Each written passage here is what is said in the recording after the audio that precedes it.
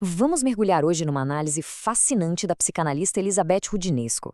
Ela investiga como a nossa sociedade moderna lida, ou, para ser mais sincero, como ela não lida com o sofrimento psicológico. E olha, é uma daquelas teorias que realmente nos faz repensar um bocado de coisa. Bom, para começar, vamos pensar no nosso dia a dia. A gente vive numa cultura aqui que é uma solução rápida, um quick fix para tudo, não é? Isso vale, claro, para os nossos sentimentos. Mas o que será que acontece quando a gente tenta tratar a tristeza como se fosse só um problema técnico para resolver? E se a gente virasse a chave? E se a tristeza não for uma doença que precisa de cura, mas sim uma parte fundamental do que significa ser humano? Essa é a grande provocação aqui. Uma pergunta que vai totalmente contra a maré de enxergar todo o desconforto como uma falha que precisa ser medicada e desaparecer na hora. Para Roudinesco, esse nosso comportamento coletivo tem nome. E não, ela não está falando de uma depressão no nível do indivíduo, mas sim de um diagnóstico da nossa sociedade. Ela chama isso de sociedade depressiva. Vamos entender direitinho o que esse termo quer dizer? Então, o que é essa tal de sociedade depressiva? A ideia central é que ela se apoia em dois pilares. Primeiro, a prioridade máxima é o sucesso material. Segundo, e talvez o mais importante, a gente deve evitar conflito a qualquer custo. E nesse cenário, o sofrimento psíquico deixa de ser algo com significado e passa a ser visto só como um defeito de fábrica, uma anomalia biológica que precisa de conserto. Essa forma de ver o mundo acaba gerando uma tensão enorme, né?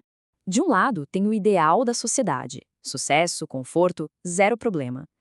Do outro lado, fica espremida a nossa essência humana, que está sempre buscando um significado e precisa passar pelo que a Roudinesco chama de provas da liberdade, ou seja, os desafios da vida.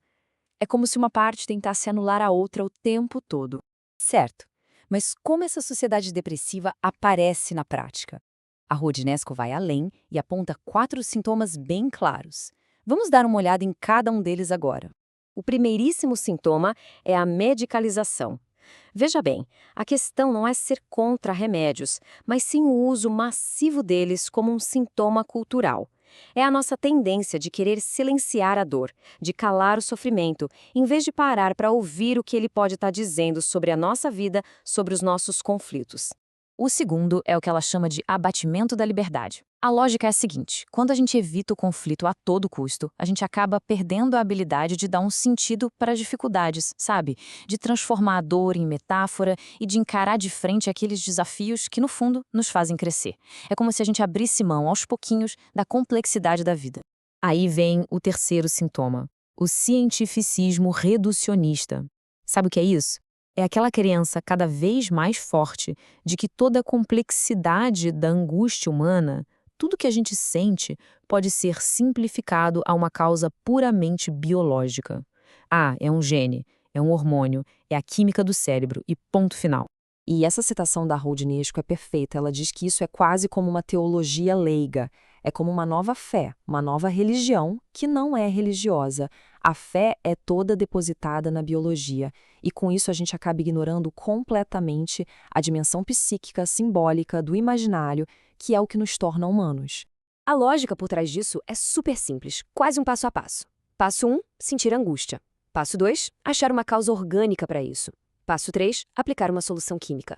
Percebe? Nesse processo, a pergunta mais importante de todas, o porquê, é simplesmente pulada. A busca por um sentido é totalmente deixada de lado. E isso tudo desemboca no quarto sintoma, que talvez seja o mais profundo, a nova alienação. Porque, no fundo, ao tentar curar alguém do seu sofrimento com uma pílula, o que se está fazendo é interromper a busca dessa pessoa por um significado para aquilo. É quase uma tentativa de nos curar da nossa própria condição humana, com todas as dores e alegrias que vêm no pacote. Então, só para a gente amarrar as pontas, vamos recapitular esses 4 pilares do diagnóstico da Roudinesco. A gente tem a medicalização, que só quer silenciar a dor, a liberdade que vai se enfraquecendo porque a gente foge dos desafios, a ciência que reduz tudo a uma causa orgânica e, por fim, a alienação da nossa própria busca por um sentido para a vida. Ok, com esses 4 sintomas em mente, a pergunta que fica é: qual a consequência final de se viver numa sociedade assim? Para onde isso tudo nos leva? E a resposta, segundo essa análise, é bem séria e um tanto alarmante. A consequência de tudo isso, o ponto final dessa lógica, é a negação da singularidade. É a perda daquilo que faz com que cada um de nós seja único, com uma experiência de vida que não pode ser replicada. Em outras palavras, a pessoa para de ser vista como um todo, com sua história, seus sonhos, seus conflitos. Ela passa a ser tratada como um ser anônimo, sabe? Um organismo que está funcionando bem ou está com defeito. Um ser desprovido daquela experiência subjetiva que é só dela. E é aqui que a gente chega na nossa reflexão final. Uma pergunta que, na verdade, ecoa por toda essa análise que fizemos até agora. A grande questão que fica no ar é essa. No mundo que se esforça tanto para eliminar qualquer desconforto, para evitar o conflito de todas as formas, que espaço sobra para o sofrimento ser visto como parte da vida? E, talvez mais importante ainda, que valor a gente ainda dá para a busca, muitas vezes difícil, de encontrar um significado nisso tudo? Fica aí para a gente pensar.